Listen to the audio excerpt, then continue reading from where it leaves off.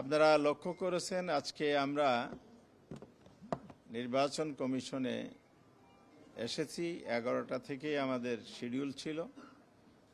প্রায় 1 ঘন্টা সময় আমাদের সাথে আলোচনা হয়েছে। চিফ ইলেকশন কমিশনের সাথেই আমরা বৈঠক করেছি এবং সেখানে যে বিষয়গুলো আলোচনা হয়েছে একেবারে সংক্ষেপে আমি বলতে চাই।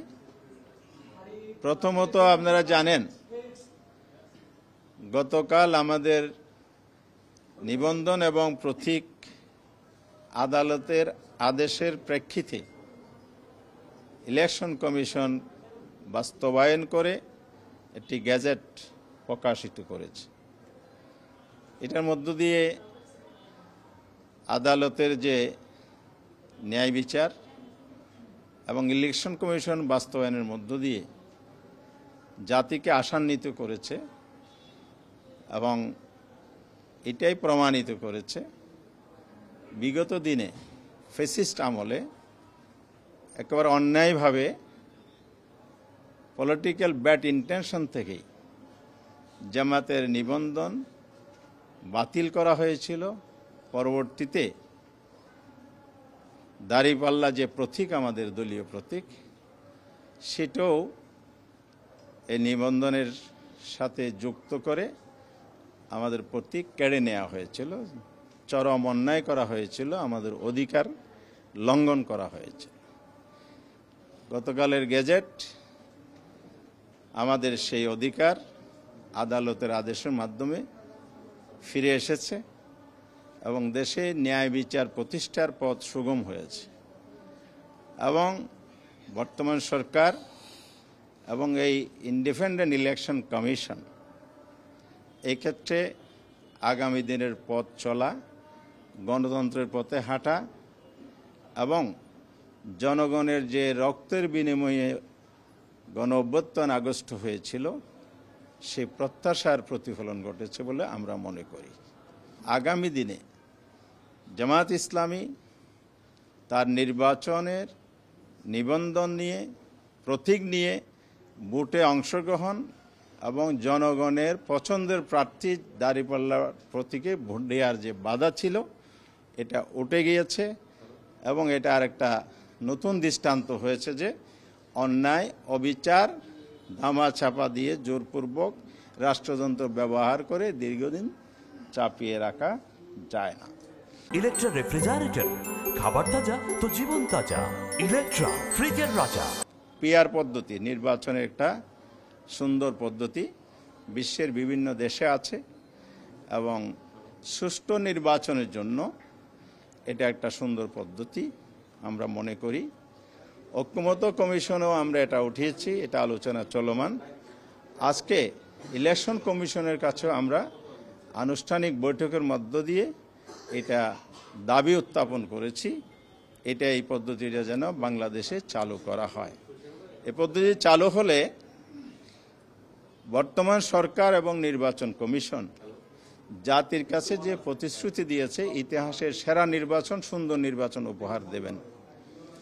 পরিবেশ যদি ইনশিওর করা না যায়, লেভেল প্লেয়িং ফিল্ড যেটা বলে এটা যদি নিশ্চিত করা না যায় তাহলে সেখানে নির্বাচন সুষ্ঠু, নিরপেক্ষ, গ্রহণযোগ্য হতে পারে না। অতীতের নির্বাচনগুলো তার প্রমাণ। এই জন্য আমরা বলেছি পিআর পদ্ধতির মধ্য দিয়ে কালো টাকার দৌরাত্ম্য রহিত হবে, সন্ত্রাসী কার্যক্রম বন্ধ হবে, ম্যাক্সিমাম ভোটারদের ভোটের প্রতিফলন ঘটবে। কারণ এখানে দলীয় নমিনেশন যে বাণিজ্য হয় এটাও বন্ধ হওয়ার যথেষ্ট সুযোগ আছে। সেই কারণে এই পৃথিবীর বিভিন্ন জায়গায় আছে, এক এক জায়গায় এক একভাবে প্র্যাকটিস হয়।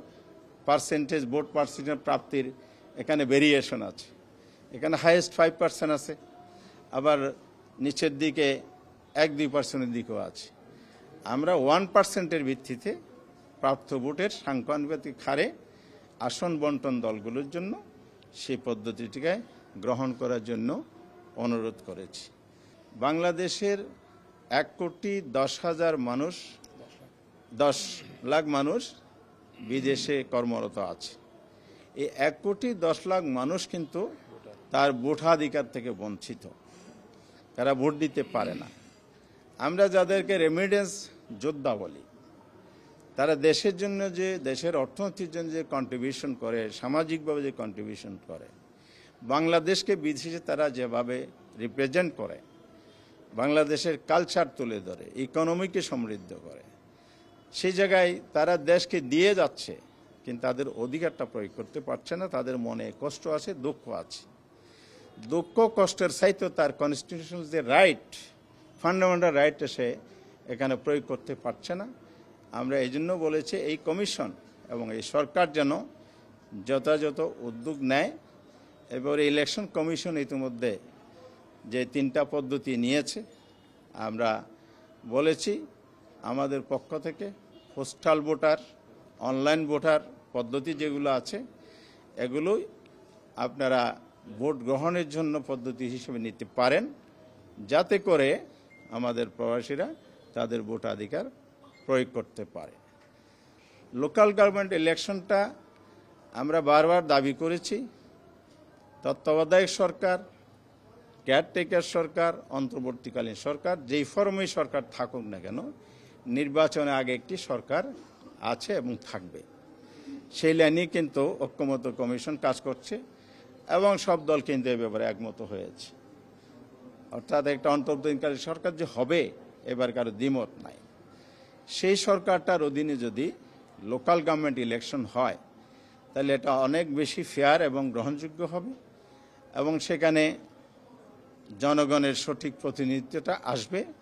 লোকাল গভর্নমেন্ট যদি ইলেকশন যদি দলীয় সরকারের অধীনে হয়, তখন যে ঘটনাটা আমরা অতীতে অবলোকন করেছি, সেটা হচ্ছে দলীয় প্রার্থীদেরকে চেয়ারম্যান মেম্বার বানানোর জন্য, মেয়র বানানোর জন্য এখানে দলীয় প্রভাব, তার চাইতে বড় যে কাজটা অন্যায়ভাবে করে সরকারগুলো, গভর্নমেন্ট টোটাল ইনস্টলমেন্টকে কাজে লাগিয়ে ভোটকে, ইলেকশনকে প্রভাবিত করে দলীয় প্রার্থীকে জিতিয়ে আনে।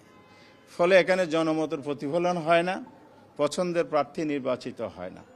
সেই কারণে আমরা বলেছি এটা যদি নিরপেক্ষ নির্দলীয় সরকারের অধীনে হয়, এটা ফেয়ার হবে, গ্রহণযোগ্য হবে, সেটা আমরা দাবি করেছি।